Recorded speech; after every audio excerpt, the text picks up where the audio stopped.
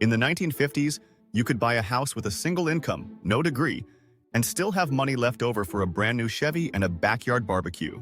Today, you need a spreadsheet, a side hustle, and maybe divine intervention. So what changed? A lot. And yeah, it really used to be that affordable. Hey, this is Coinrad, and today we're talking about why your grandparents bought a house in their 20s and you're still renting at 35. All right, there's no single villain twirling their mustache here. Real estate affordability didn't disappear overnight. It faded, like a 1950s wallpaper. There are 6 big reasons why housing was cheaper back then, and why it's gotten so out of reach. Let's take them one by one. First reason, home prices were just lower, like way lower. In 1950, the median U.S. home cost about $7,400. Adjusted for inflation, that's roughly $90,000 in today's money. Now compare that to over $430,000, the median home price in 2024. That's not just a bump, that's a whole staircase. Now sure, people earned less too. Back then, the average annual income was around $3,200. But the key here is the price-to-income ratio. How many years of income it took to buy a home? In the 1950s, it was around 2 to 3 years. Today, it's closer to 6 to 8. In some cities, it's more like 10 to 15, which means the goalposts haven't just moved. They've relocated to another zip code. Buying a house used to be a manageable milestone. Now it's become a multi-year mission involving sacrifice, strategy, and sometimes sadness. Second reason, wages actually kept pace back then. After World War II, the U.S. economy boomed. Factories roared, demand exploded. The middle class expanded. One income was often enough to support a family, own a home, and maybe even go on vacation once in a while. Unions were stronger, benefits were better, and there was a sense of security, like you could start at a company and retire from that same place with a pension and a party. Nice, right? But starting in the 1970s, things changed. Globalization, automation, and the decline of manufacturing. The rise of service sector jobs with lower pay and fewer benefits. From 1970 to now, real wages in the U.S., meaning income adjusted for inflation, went up by only about 15 to 20%.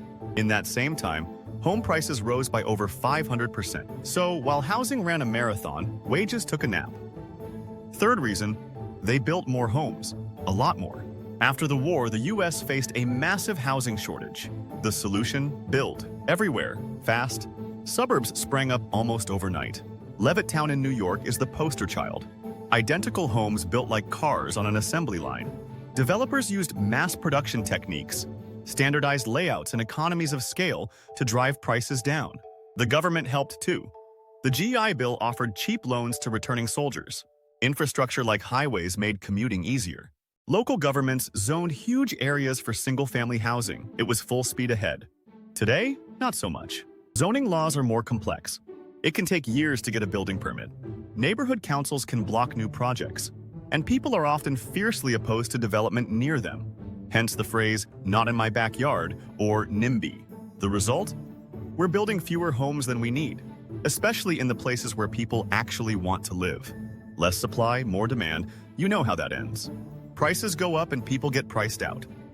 Fourth reason, mortgages used to be simpler and cheaper.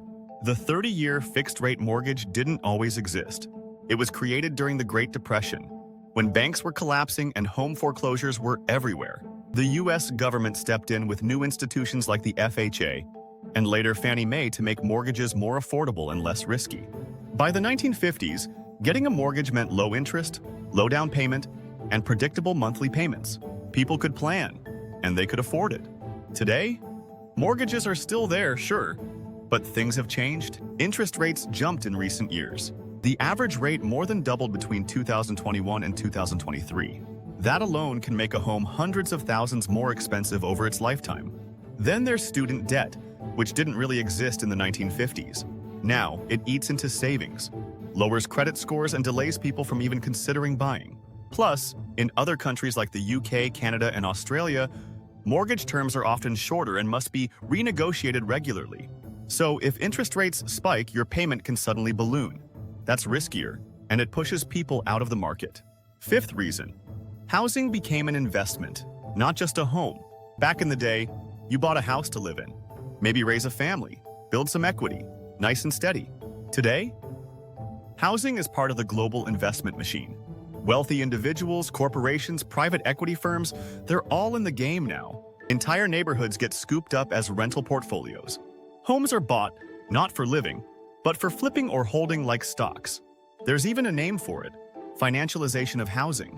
It's the process of turning homes into financial products, assets that generate returns rather than shelter humans. And it's not just a US phenomenon. In Canada, real estate has become a major wealth builder, especially in places like Vancouver and Toronto. Prices have tripled in 20 years. Local buyers now compete with investors, sometimes foreign, for the same limited supply. In London, buying a home is practically a competitive sport. Foreign capital, limited space, and tight regulations have driven prices through the roof. In Sydney and Melbourne, the story's the same. Prices up, supply down, regular folks left out.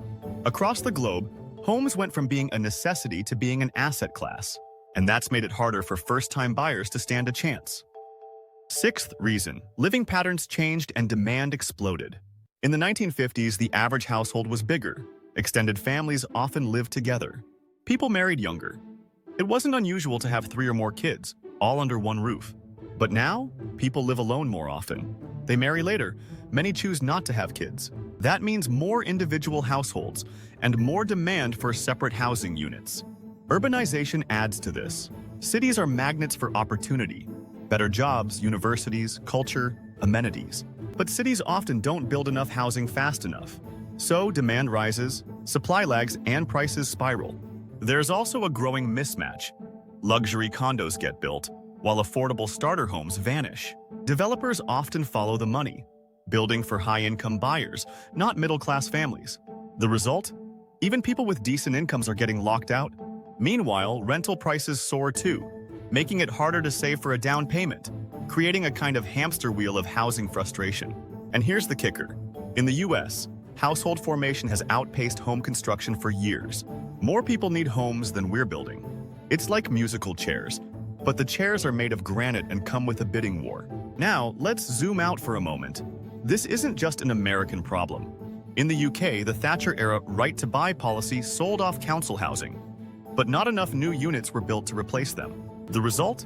A shrinking public housing sector, rising private rents, and more pressure on buyers. In Canada, real estate is now one of the country's most valuable sectors. Many people rely on it as their main source of wealth, which makes governments hesitant to do anything that might hurt prices. In Australia, homeownership used to be a core part of the national dream. But now, younger generations are often locked out, even as housing remains a favorite tool for investment and speculation. Different countries, different histories, but the same core issue. When housing stops being treated as shelter and starts being treated as a speculative asset, affordability takes a back seat. So next time someone tells you they bought their house for 10 grand, remind them it was a completely different world. Wages were growing. Homes were cheaper. Governments were helping. And the competition wasn't a hedge fund. Back then, housing was a ladder into the middle class. Now, for many, it feels more like a wall, one that keeps getting taller. But here's the thing. This didn't just happen. It was built. Brick by brick, policy by policy, trend by trend. Understanding that helps us stop blaming ourselves and maybe start asking better questions. Like, what kind of housing system do we want? And who should it work for? Until then, good luck out there, house hunters. You're gonna need it. Liked that tale of post-war suburbs, financial twists, and real estate reality checks? Subscribe for more economic time travel only on Coinrad Talks.